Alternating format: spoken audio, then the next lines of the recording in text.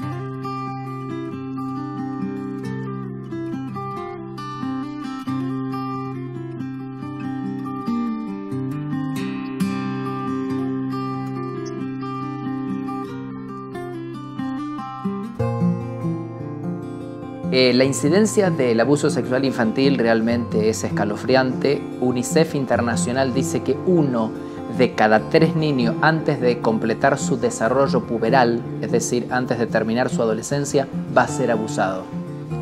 Condice exactamente con las estadísticas nuestras que tenemos aquí latinoamericanas, donde casi 4 de cada 10 personas han sufrido o han tenido algún tipo de experiencia sexual negativa en la infancia.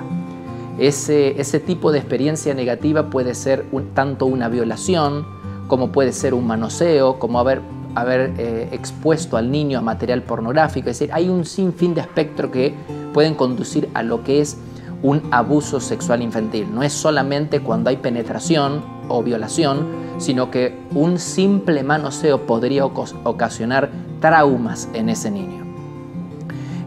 Hoy en día se dice que no se denuncia, se necesitan 95 abusos para que se denuncie 1. De cada 10 personas abusadas, 7 son nenas y 3 son varones. De cada 100 abusadores, 94 o 96 son hombres y 4 o 6 mujeres. El 94%, esto realmente es aterrador.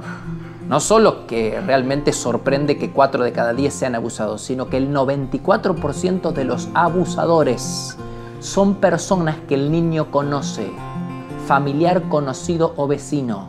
Menos de 1 de cada 10 abusos son perpetrados por personas que el niño no conoce. Es decir, que los abusadores no están muy lejos de la familia. Se suele silenciar. También se dice que la mujer, la mamá, es el cómplice número 1 del abusador, porque así como hay madres que son leonas cuidando a sus hijos, también hay madres y madres que por un plato de comida no ven o no quieren ver lo que está sucediendo. No denuncian porque entra en descrédito el apellido familiar, no denuncian porque pierden al proveedor de la casa. Entonces el niño crece con un resentimiento. Es doblemente víctima del victimario y víctima de la mamá o del progenitor, normalmente es la mamá, del progenitor a quien él le contó y no le creyeron.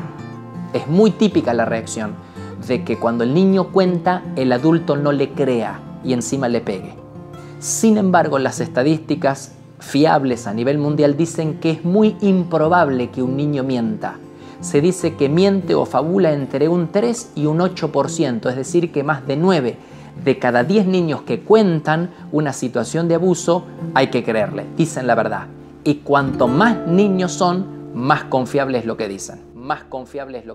En la Fundación Principios de Vida centramos nuestro accionar en promover la educación en valores a través de la enseñanza de principios éticos cristianos para el fortalecimiento y la restauración de hogares paraguayos. Para ello hemos desarrollado herramientas de transformación personal, matrimonial y familiar.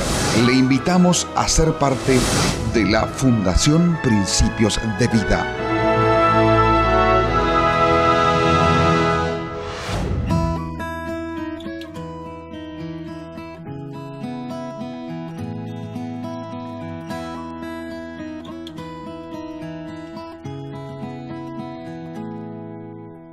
Las consecuencias son infinitas.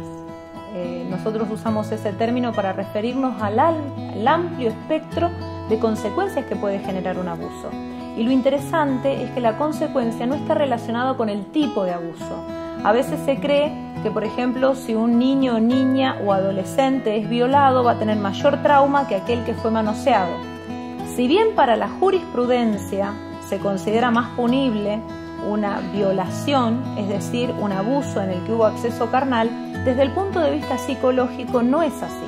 Puede que una personita haya sido violada y no genere tanto trauma como aquella que ha sido manoseada. ¿Por qué?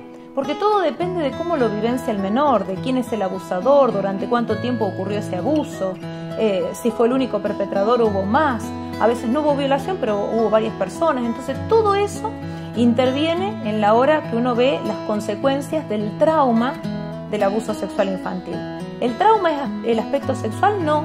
Una persona puede tener múltiples manifestaciones de haber sido abusada. En la edad escolar, por ejemplo, cambios repentinos en el humor, un retroceso en su desarrollo psicoevolutivo, ya controlaba esfínteres, ya tenía una capacidad de autonomía importante y el niño empieza a ser como un bebé, vuelve hacia atrás y comienza a llorar, a perder el control de esfínteres, a querer la mamadera, el chupete, a chuparse el dedo, un montón de cosas. Eso, si no hay una causa que lo explique, uno debería verlo como un indicador. No es el único indicador. Por ejemplo, un niño que estaba socializando bien y se vuelve retraído también puede ser un indicador. Roturas en su ropa interior o manchas que no puede explicar. El miedo a estar con cierta persona puede ser un indicador de abuso sexual. Que esto es muy interesante. Por ahí mamá, papá trabajan y lo dejan con alguien conocido, familiar, y ese niñito o niñita no quiere quedarse con esa persona. Y no dice nada más, este puede ser un indicador de que está siendo abusado y lo único que ocurra es que diga eso. Y respecto de los traumas o de las consecuencias de este hecho traumático del abuso, las consecuencias pueden ser inmediatas o mediatas. Pueden tener en la adolescencia desde conducta promiscua hasta fobias, trastornos en la alimentación, problemas con el alcohol, las drogas, una iniciación sexual más temprana. Todo eso se consideran consecuencias del abuso sexual.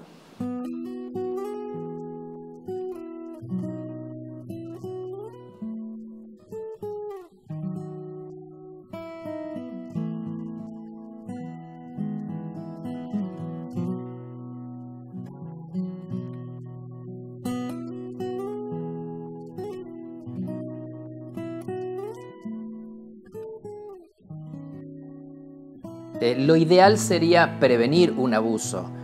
Quisiéramos poder tener cada vez menos casos de personas abusadas. Entonces lo ideal es llegar antes. La edad promedio de abuso es 8 años. Si bien es cierto que hay más probabilidad de que las niñas sean abusadas a menor edad que los varoncitos, la edad promedio es 8 años y nosotros queremos llegar antes. Hay que prevenir. ¿De qué manera? La manera más efectiva que se conoce para prevenir un abuso sexual infantil es la educación sexual. Adecuada educación sexual a temprana edad y buena comunicación entre padres e hijos disminuye en un 85% la probabilidad de un abuso sexual infantil. Es decir, si nos preguntaran en una frase, en una simple frase, ¿cómo hacer para prevenir? Educando sexualmente. ¿Y de qué manera se educa sexualmente? Tiene que ser una adecuada a la edad. Nosotros hablamos de que hay que educar antes de la escolarización, enseñar que hay partes del cuerpo que son públicas, partes del cuerpo que son privadas, al niño, ¿no? Que hay partes como la mano, como la cara, que son públicas, hay partes que son privadas, ir al baño es privado, vas solito, nadie debe tocar, nadie debe mirar tus partes íntimas, no porque sean feas, ni malas, ni mejor, ni peor, simplemente porque son de él solito, de ella solita, y no tiene que nadie mirar, nadie tocar, y que si alguien quiere tocarlo, quiere hacerle algo, tiene que rápidamente contarle a mamá, huir, gritar. Eso es educación sexual, eso es prevenir un abuso y es la mejor forma. No vamos a poder estar las 24 horas con nuestros hijos, con los niños, aunque lo querramos, pero si en lugar de querer intentar lo imposible, lo capacitamos, lo entrenamos, le damos herramientas como esta, entonces el niño tiene las herramientas suficientes frente a una posible situación de abuso. Tal vez los que nos están mirando al ver este programa se sienten reflejados ellos mismos que en su niñez hayan vivido una experiencia de abuso, y es interesante, tal vez no la contaron a nadie, no dijeron nada, pero nuestra intervención en este programa es llevarle una palabra de esperanza. Nosotros creemos que una persona que ha sufrido un abuso puede ser restaurada. No necesariamente tiene que vivir con una consecuencia tras otra a lo largo de su vida, sino que es posible poner un punto final al dolor del pasado. Lo creemos desde el punto de vista profesional, pero también lo creemos desde el punto de vista cristiano. Creemos que trabajamos asociados. ¿En qué sentido? Que si ponemos nuestra parte, que es la intervención asertiva a nivel profesional, pero también agregamos a eso la intervención soberana y sobrenatural de Dios, esa persona se puede ver absolutamente libre del dolor del pasado. Por eso queremos invitarle a que usted busque en el Señor y busque en Él la sanidad completa, que despierte a la idea de que este es un tiempo nuevo de su vida. Y hay un versículo bíblico en el libro de Isaías que a nosotros particularmente nos gusta muchísimo, y en el versículo 7 del capítulo 61 dice que Dios va a contar todo lo malo que hemos vivido, toda la deshonra que hemos tenido, y que después que la haya contado nos dará el doble de honra. Yo quiero que toda persona que ha sido víctima de abuso se prepare para recibir el doble de honra en lugar de la deshonra que ha sufrido en algún tiempo de su vida. Ese es el anhelo de nuestro corazón.